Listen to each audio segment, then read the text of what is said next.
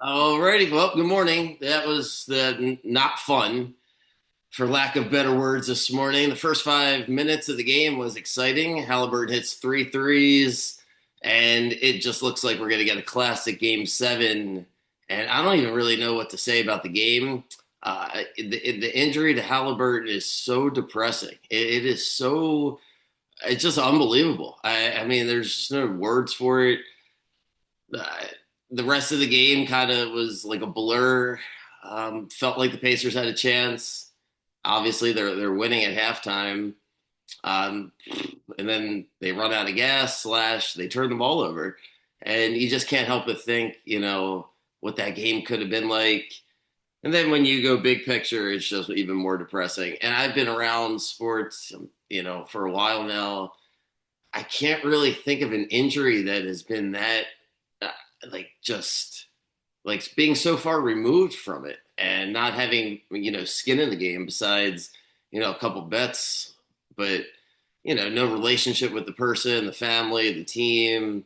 I don't know. That was just whew, only like life lessons to take from that. If you want to have something to take away from it, like your strength and your faith, because there's no rhyme or reason for why that should happen to him in that game, in that moment, especially the start that he had. Just heartbreaking. And then it just felt like the rest of the game sucked. It was just a weird game. It was choppy. Didn't get any drama. No, just it was.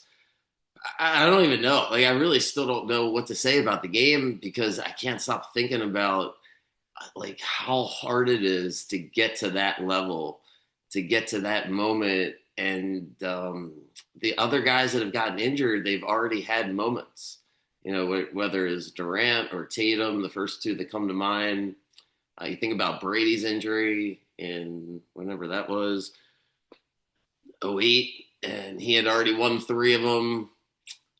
I don't know. That's just sickening. He was so good for the past couple of months. The run the Pacers went on, and the other part that's sick is this is what you'll remember 10, 15, 20 years from now when you think about the NBA Finals. Like, the Thunder won, but I don't know. Like, the Thunder, of course, they earned it, but they started off tight.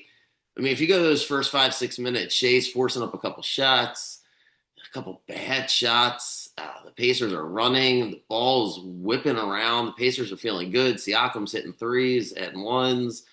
And I don't know if the Thunder are going to win that game. I really don't. I just, and yeah, they win, but I don't know. That just takes a little bit of the joy away, I'm sure. And it kind of felt like that as the game was happening. Like, it almost affected the Thunder more than it affected the Pacers. As the Pacers, if you really think about it, when Haliburton got hurt, it was about a minute, maybe two more minutes before he's about to get subbed out anyway. And then he misses the last 6, 7 minutes of the second quarter. That's usually his time. So they played about 8, 9 minutes without him. And it didn't really, affect them, at least score wise. They're right there. They're up by one at half. And um, I don't know. He started Matherin instead of McConnell to start the second half. You can go back and look at that. I can't even remember what happened in the third quarter, the first 5 minutes. Like, I went out to watch the game. I figured I'd stay out, watch the whole game. At halftime, I just left. I was like, I wasn't even enjoying the game. It really was hard to watch. So, yeah, not even, not trying to feel sorry for my bets because it's really irrelevant. Just him in that moment. And then ESPN had to keep showing it over and over again, which I guess made it worse. Flashing at the bottom, Haliburton won't return, lower leg injury. They just couldn't get away from it. So anyway, Shea was great. Statistically, just glancing back at it, he had one turnover, 12 assists in 40 minutes. That would be the headline for me with him because he always scores. And the Thunder win. So yeah, that's that. I don't really know what else to say. That's I'm like stuttering here this morning. Barely slept. Personally, I just don't. Yeah, just I can't believe that happened. I really can't. I have the Jamal Lewis injury was the worst injury, probably because I was a kid and you remember more things when you're a kid. But the Jamal Lewis injury the year after the Ravens won the Super Bowl is the worst one that I can remember personally taking. And then as a coach, I've been pretty blessed. I've had a couple injuries, a couple kids that have gotten injured that, I can remember, but nothing that was, life threatening or, one kid was out for the rest of the season that really bothered me with a foot injury, but nothing that like he couldn't recover from, nothing that was preventing him from getting a scholarship. So I've been pretty blessed. I feel like last night hit me. I spent all day at a basketball tournament, youth basketball, just fourth grade all the way up to high school, just watching basketball all day. And we're moving actually in 2 days. I think I said that a couple weeks ago, but we're moving. Bought a house, so I was in a really good mood. Was excited, despite the Orioles shitting the bed again. I don't have the energy for that right this second, as the Orioles are just teetering. 17 games left until the All-Star break. 30, I think, until the deadline. Who freaking knows with the Orioles?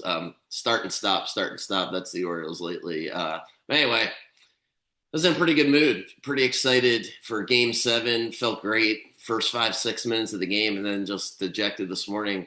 And so anyway, just talking that through. I don't analysis of the game is what it is. It goes under, the Thunder win. I'm just happy, I guess, to go 1-3 instead of 0-4. Would have been nice as the Pacers threatened to make a crazy run at the end. I didn't think the referees helped the Pacers very much. It's not the reason they lost, but I mean, just some of the whistles were inconsistent. And Carlisle seemed pretty frustrated the whole game. Durant gets traded. Quick thoughts, and then my next pod's going to be, I don't know. So we're moving literally tomorrow, driving through the night. Bought a house in Delaware, so Wednesday, Thursday, Friday. I'll get at some point soon. I'll do a pod. I want to talk about where the company's headed, and just to be transparent, it's still a work in progress. I appreciate everybody that's listening, that's still here. Everything's been kind of a whirlwind. So as I move and figure out things, I certainly will keep everybody updated. But Durant gets traded. I thought it was a terrible trade for the Rockets. I don't think Durant pushes anybody over the top anymore. I was pretty much done with Durant when they got swept with Kyrie against Boston, the year Boston lost to the Warriors. So what was that, 2022? And then they got swept in 2023 when he went to Phoenix. They get swept by Minnesota. And then this year, they don't even make the playoffs. He just doesn't make anybody better. Never really has, but now he doesn't, he's just 3-4 notches below where he was at his peak. Rockets give up Jalen Green. Jalen Green's really good. The 10th pick has a chance to be really good. And Dylan Brooks. So the Suns get a chance. I don't know what they're going to do with Dylan Brooks. I would be surprised if they trade Jalen Green. I think that's a foundation. I think you go Green and Booker and just figure that out from there. And I think that the Rockets should have done something different or just stay pat until the trade deadline. But Durant, that 5, I like the rest of the Rocket players. I just don't think Durant gets them over the top. And I think Jalen Green, you could have gotten more for him. You shouldn't have had to include him for Durant. If they wanted to move off Jalen Green, that's fine. But they didn't have to do it for Durant. That's my take on that.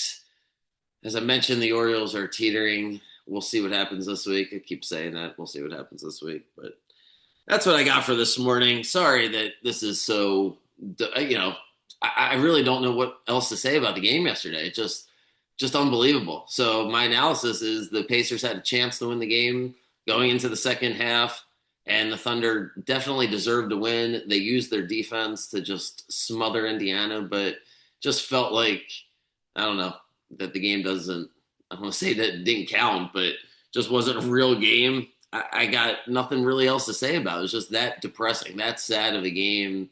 If you're watching it from just a neutral, just trying to enjoy it, because that's the one guy the Pacers can't afford to lose. Yeah, you're going to have injuries, and they could have lost anybody else, but they have to play fast, and he has to get to the lane.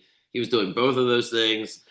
All right, I'm going to stop blabbing about it. Talk about the NBA draft I think I'll do one on Friday. But yeah, I'll have better lighting, better environment, and I look forward to updating everybody exactly on what I'm doing. But the one thing I'll never do is talk negative about, what other people are doing, and the idea that frankly, selling picks is something that I just really advise against. But I've changed my stance on being so negative about it because I don't have a desire to do content to talk crap about other people. And I think something had hit me a few months.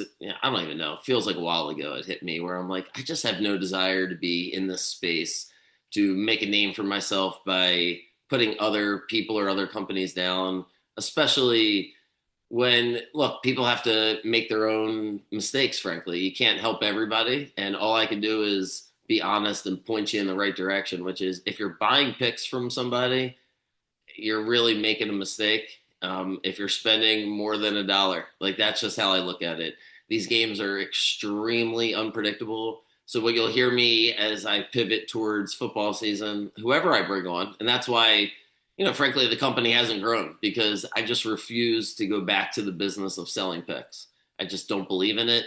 I don't advise it. If you want to talk through it, find a couple people that you can really trust and talk through it. If you're going to make big bets, if you're betting consistently, do your own homework. If you're betting big and you're stressed out and you're not sure exactly how much to bet or who to bet on, you're better off finding a couple friends, a couple people that actually like you and talk it through instead of thinking that somebody has cracked the code. As soon as I figure out the code, I shall share it. But I'm still out here watching injuries happen, watching shots go in and out. So I just watch too much sports to think anything's fixed or anybody has the answer. So that's my 2 cents on it. All right. Have a good day. See you guys soon.